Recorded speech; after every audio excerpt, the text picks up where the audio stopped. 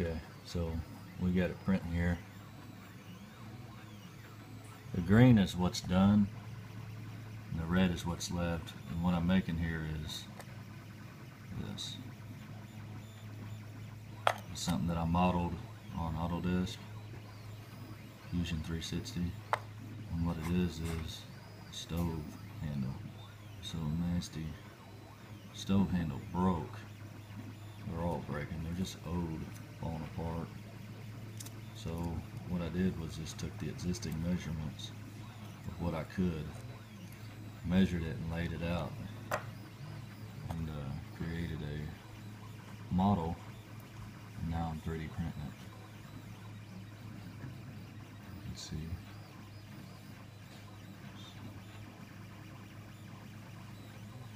I had to get that in there for it's a gas stove. Turned out really nice. So it just sits down on there and so I'll show you the actual model.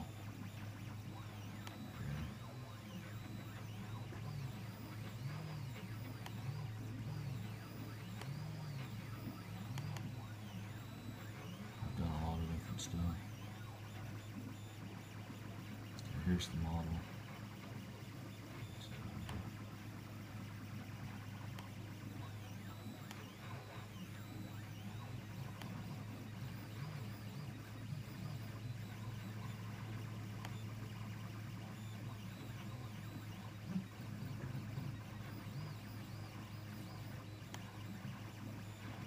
So I just took exact measurements and created this model in this software, Autodesk Fusion 360. And once you're done with that, you can go up here to this icon and to this where it says make. See if we can zoom in. It says make. Just click on that.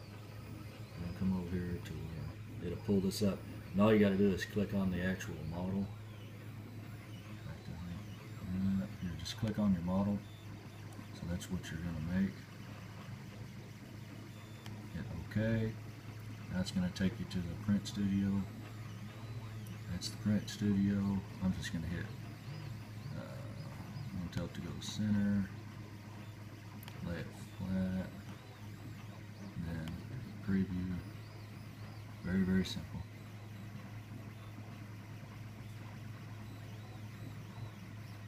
Right now it's generating toolpaths. There's the toolpaths.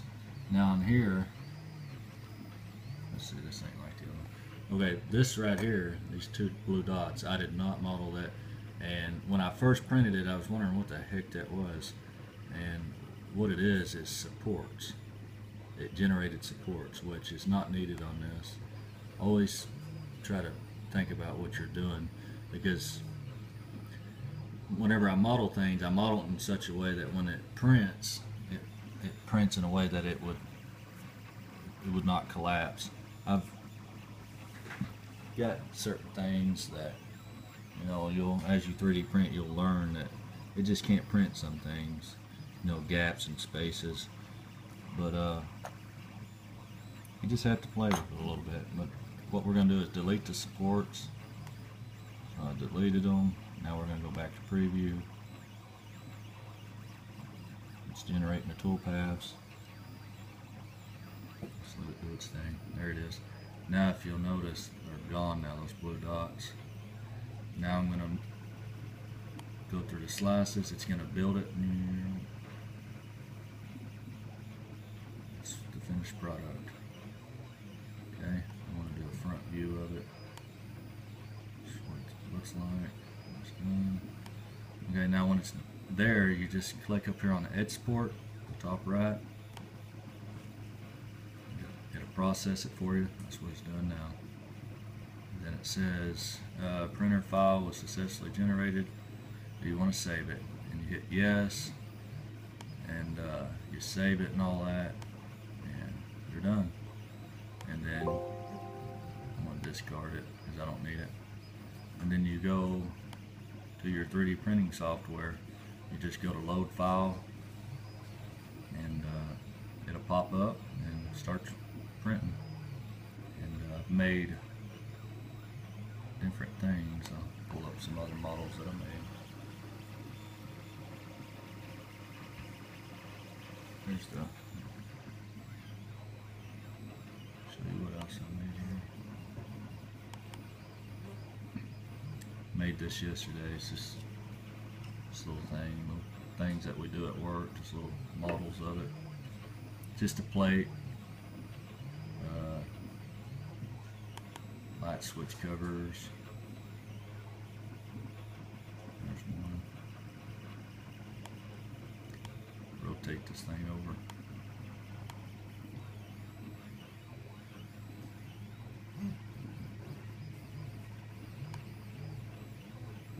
It's a guy holding a chainsaw. It's, something I made there. And I've actually got it on the wall already. I don't have it covered in vinyl, but it is on the wall and it works. I just took a light socket cover and measured it out and modeled it, and I put the skin on it. The original one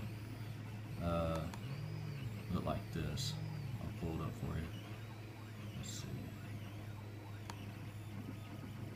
Right here. That's the original one.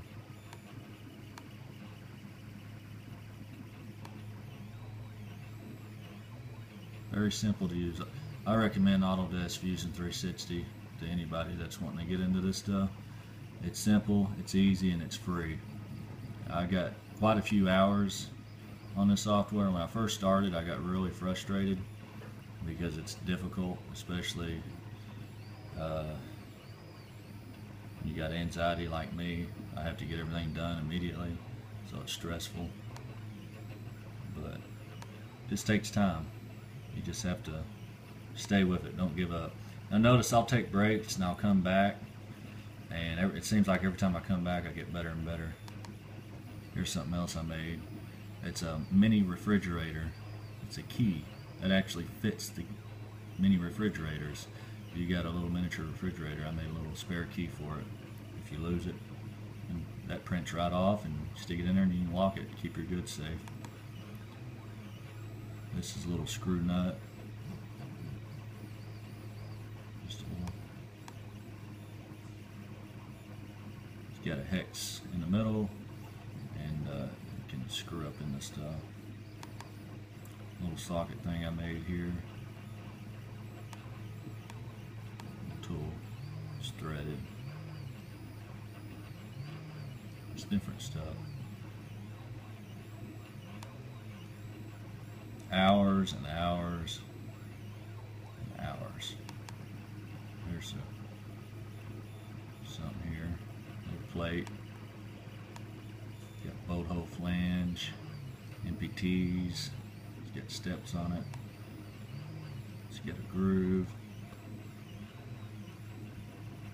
Bores. Just a modeled out part.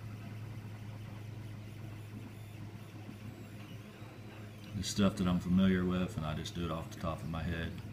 You just keep playing with it, you get good at it. That's it. Thank you.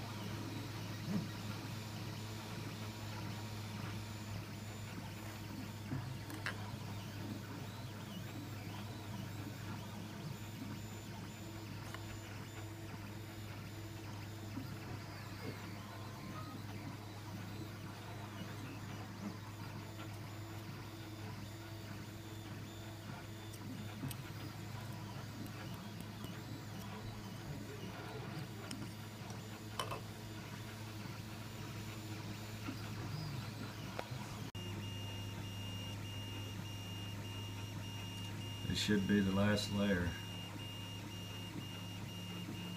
Should be it. Yep. All done. Okay. There's the first one.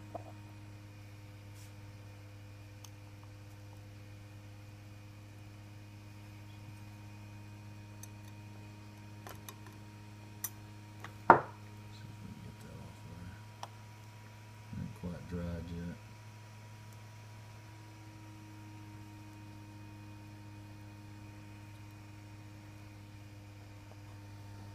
Still good.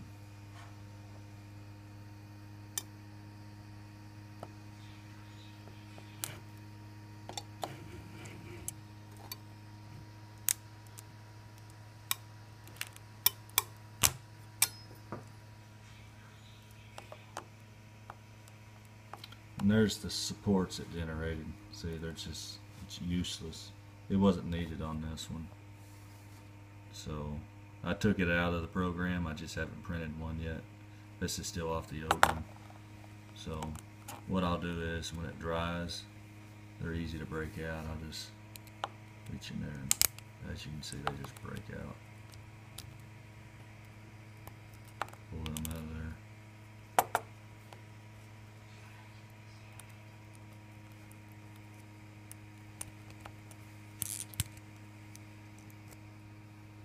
Just break it out of there and clean it up, get all the webbing and stuff. There you have it. Another one. Make two more. Have a set. I'll have to show you a demonstration on the stove to see if it works. Here's the light socket cover. Showed you in the video that I modeled. Pretty neat. Come out great. Everything lined up. Nice smooth finish.